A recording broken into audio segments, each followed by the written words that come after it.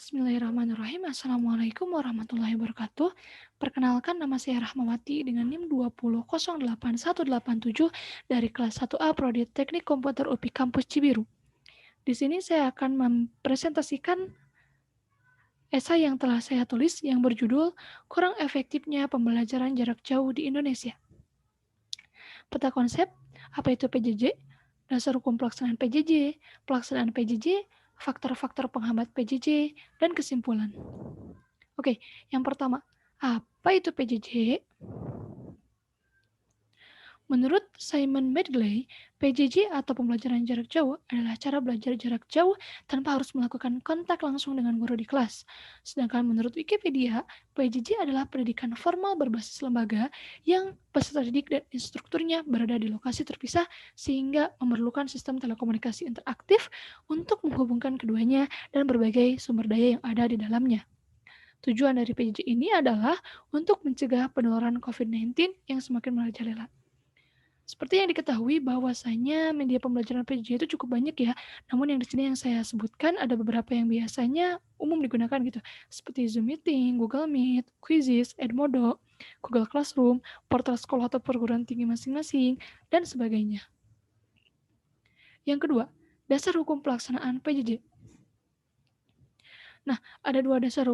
Sebenarnya untuk pelaksanaan secara nasional, Kemdikbud mengeluarkan Surat Edaran Nomor 4 Tahun 2020 tentang pelaksanaan kebijakan pendidikan dalam masa darurat penyebaran coronavirus disease atau COVID-19 yang dikeluarkan pada tanggal 24 Maret tahun 2020. Dan yang kedua, untuk perguruan tinggi itu contohnya seperti di Universitas Pendidikan Indonesia diatur tersendiri gitu ya, diatur oleh masing-masing. Untuk Universitas Pendidikan Indonesia diatur dalam Surat Edaran Nomor 019 Tahun 2020 tentang ramu-ramu pelaksanaan kegiatan akademik dalam masa darurat penyebaran coronavirus disease atau COVID-19 yang dikeluarkan pada tanggal 31 Maret tahun 2020. Kedua surat edaran tersebut berisi tentang bagaimana cara pelaksanaan pembelajaran jarak jauh. Oke, yang ketiga ada pelaksanaan PJJ. Seperti apa sih pelaksanaannya? Pelaksanaan PJJ didasarkan pada zona setiap daerah yang telah ditetapkan oleh Satgas COVID-19. Daerah-daerah tersebut biasanya dibagi menjadi 3 zona, yaitu zona hijau, zona kuning, dan zona merah berdasarkan pada tingkat banyaknya kasus penyebaran COVID-19. Untuk zona hijau, itu boleh melaksanakan proses pembelajaran secara langsung, tatap muka langsung gitu, asal menerapkan protokol kesehatan, dan boleh juga melaksanakan pembelajaran jarak jauh. Sedangkan untuk zona kuning dan zona merah, tidak diperbolehkan untuk melakukan pembelajaran secara tatap muka langsung, hanya boleh melakukan pembelajaran secara jarak jauh.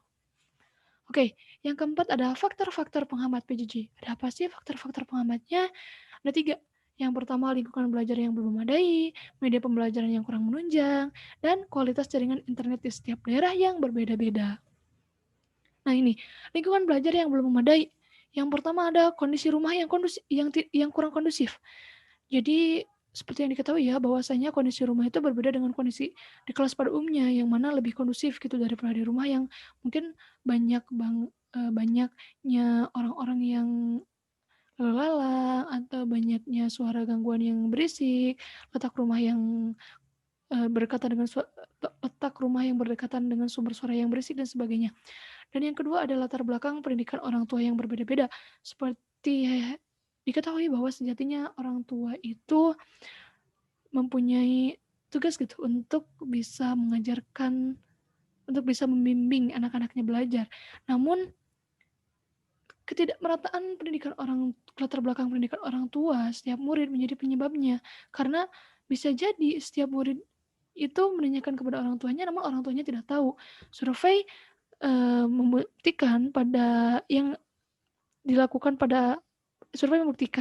dari penelitian yang dilakukan oleh Universitas Tadulako mengenai pengaruh tingkat pendidikan orang tua terhadap prestasi siswa di SDN Infres 1 Birbuli yang dilaksanakan sebelum COVID-19, yang mana menunjukkan hasil bahwa semakin tinggi tingkat pendidikan orang tua seorang murid, maka biasanya murid tersebut cenderung mendapatkan nilai yang cukup bagus. Namun bergantung kembali pada kemampuan setiap muridnya. Oke, yang kedua ada media pembelajaran yang kurang menunjang. Nah, berdasarkan, data dari BPS tentang kepemilikan perangkat teknologi informatika dan komunikasi produk Indonesia pada tahun 2018 maaf, 2018 maksudnya, disebutkan bahwa untuk, kepemilikan telepon seluler itu ada 62,41%, komputer sebanyak 20,5%, dan internet dalam rumah tangga sebanyak 66,22%. Jika kita, akumulasikan ketiga hal tersebut kemudian dirata-ratakan, ada sekitar kurang lebih 49,6% penduduk di Indonesia yang belum memiliki, apa ya, akses terhadap perangkat teknologi informasi dan komunikasi. Oleh karenanya, hal tersebut cukup menjadi, faktor penghambat dari pelaksanaan PJJ ini. Seperti contoh beberapa kasus, contohnya ada 2 kasus ini ya, seperti contoh 2 kasus ini, di mana yang memang harus mau tak mau untuk, bekerja, membantu orang tuanya, ada yang harus meminjam smartphone kepada kakaknya dan tetangganya, dan lain sebagainya. Ini baru 2, belum, banyak lagi kasus-kasus serupa yang di luar sana. Oke, yang selanjutnya itu ada kualitas jaringan internet di setiap daerah yang berbeda-beda. Mungkin bagi sebagian orang yang di kota, terutama perkotaan di Pulau Jawa, jaringan internet cukup, stabil ya.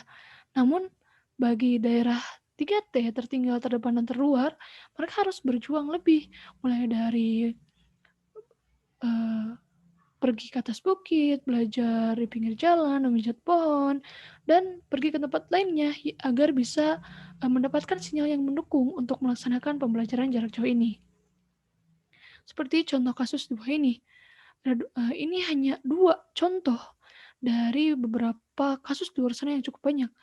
Ada yang sampai harus, eee, memanjat pohon, menaiki bukit, dan sebagainya. Nah, selain itu pula, perlu diketahui bahwa kecepatan jaringan internet di Indonesia itu cukup tertinggal oleh negara lain.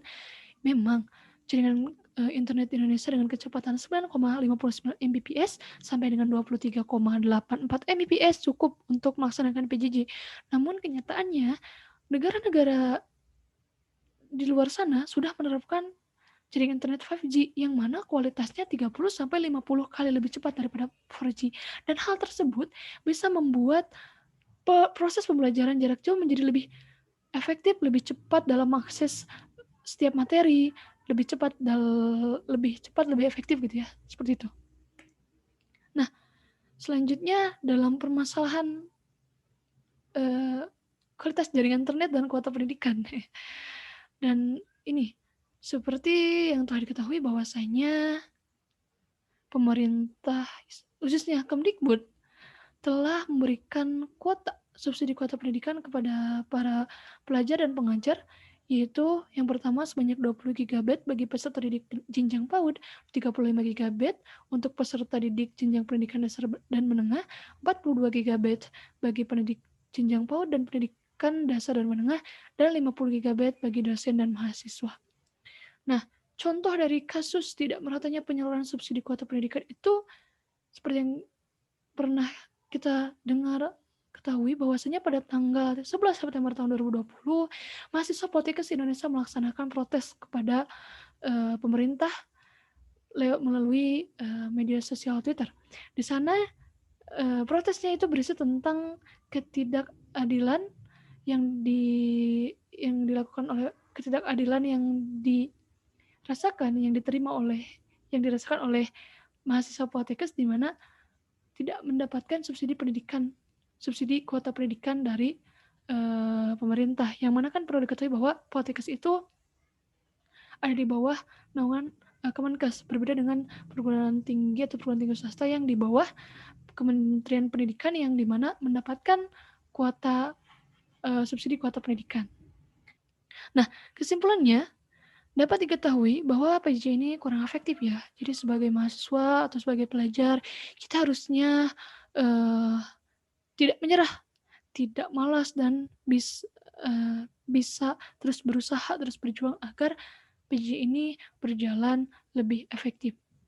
Dan faktor-faktor tersebut harus dianalisis oleh pemerintah dan Kemdikbud, kemudian mencari jalan penyelesaiannya bersama agar PJJ yang telah dilaksanakan selama 9 bulan ini berjalan dengan efektif dan tidak berakhir sia-sia. Di referensinya, dan ada sebuah kutipan dari seorang motivator, di mana kutipan tersebut yaitu, hanya kematian yang membuat kita berhenti belajar, meski kematian itu sendiri adalah pembelajaran. Birul Qodriah. Oke, sekian dari saya. Terima kasih atas perhatiannya.